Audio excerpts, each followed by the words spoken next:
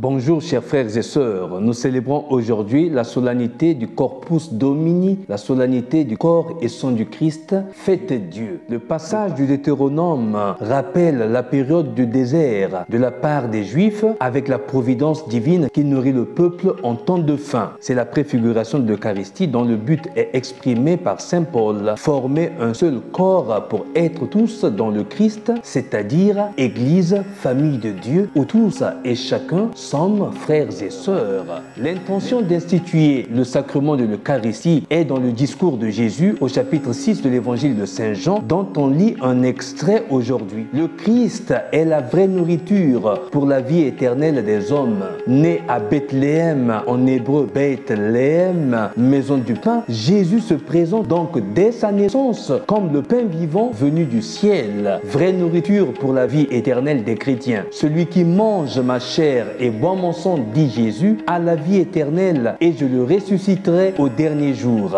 C'est beau de l'entendre dire de lui-même aujourd'hui. Nous, chrétiens, avons un but, des objectifs que nous devons atteindre dans le Christ. Par lui, avec lui et en lui, la christofinalité de notre pèlerinage sur terre est d'entrer dans la vie éternelle. Alors ne perdons pas notre temps dans les stupidités de ce bas monde. Profitons de la vie au présent, comme je le dis toujours, il n'y a qu'une seule vie. L'autre vie s'appelle éternelle. Le temps file, le temps nous échappe. Il n'y a qu'une seule vie sur terre. Nous ne vivrons pas deux fois sur cette terre. Et le temps est tellement bref que nous ne vivrons même pas 200 ans. L'autre vie s'appelle éternelle. Avant d'y aller, il faut mourir. Mais avant de mourir, il faut vivre. Alors, profitons du temps de vie que nous avons pour consolider nos liens en nous aimant davantage et en pardonnant davantage. Et les choses que nous ne pouvons pas comprendre et que nous ne pouvons pas changer, laissons-les couler, laissons-les aller. Ne nous attardons pas aux stupidités, au risque de perdre notre temps et vivre chaque jour comme s'il était le dernier. Vivre chaque jour dans la grâce, dans la joie. Essayer, s'efforcer à vivre dans la grâce, à être en état de grâce, à être en état de joie. Profitons de la vie au présent comme je le dis, mais dans la perspective de l'avenir dans le Christ. Efforçons-nous de vivre l'amour, de pardonner et de mettre en pratique l'évangile dont le but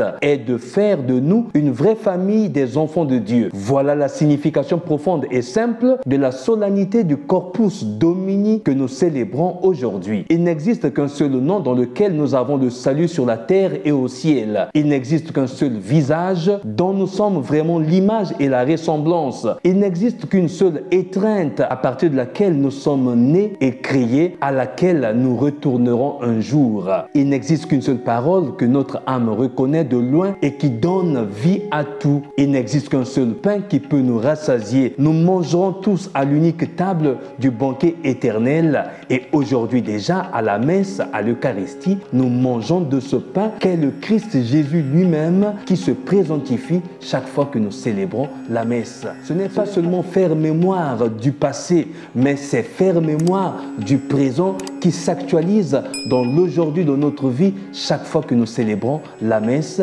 Jésus se rend présent. C'est pour cela que Jésus est présenté aujourd'hui comme l'unique chemin de la vérité qui nous conduit à la vie éternelle. Il n'y a certes pas un seul chemin dans la vie du berceau à la tombe. Il y en a beaucoup, mais tous ces chemins nous porteront un jour à nous agenouiller et à suivre éternellement l'unique vrai chemin. Il y a beaucoup de chemins, mais tous mèneront à celui qui est l'alpha et l'oméga, commencement et fin de toutes choses. Il n'y a pas qu'une seule vocation, la vocation sacerdotale ou celle religieuse. Il y a aussi la vocation parentale ou sociale et le Christ nous emmène à prendre conscience chacun de nous de sa propre vocation, celle sacerdotale, religieuse, parentale ou sociale, afin de mener à bien notre vie ici sur terre en marche vers notre vraie patrie où le Christ lui-même nous attend. Donc célébrer la solennité du Corpus Domini, c'est une invitation à chacun et chacune de nous de s'incarner dans son temps, de prendre en main sa vocation et de changer le monde, la face du monde selon les aptitudes, les compétences et le talent que Dieu lui-même nous a donné. Tout retournera à celui qui est amour, tout amour, toujours amour, Jésus le Fils unique de Dieu. Parce que Dieu est amour, Deus caritas est. Et nous avons la chance de célébrer en ce jour la solennité du Corpus Domini. C'est la fête de la communion, la fête de l'union. Et tout ce qui divise vient du diable. Tout ce qui nous disperse vient du diable. C'est pour cela que le cœur de Dieu est blessé quand nous voyons deux chrétiens qui s'entrechoquent, deux chrétiens qui s'entrebouffent, deux prêtres qui célèbrent la messe, l'Eucharistie, mais incapables de vivre vraiment dans l'unité sincère et concrète. Même au presbytère, parfois on se chamaille. Deux pasteurs incapables de se mettre ensemble pour parler le même langage, puisque nous adressons au même peuple de Dieu. Deux politiciens incapables de se mettre ensemble pour le bien-être social de leur population. Deux médecins incapables de se mettre ensemble sur un argument afin de trouver la solution pour le salut du peuple et des passions qui leur sont confiées. Nous sommes divisés et c'est là notre faiblesse, en Église comme en société. Cela fait mal au cœur de Dieu qui nous a pourtant laissé une grande richesse dans l'Eucharistie communion. Toute manifestation de la vie, de la pensée à la prière, de l'amour à l'amitié, du divertissement à la vie sociale, du plaisir au travail, tout est déformé dans un but diabolique, comme l'écrivait Lewis dans son livre Tactique du diable. Lewis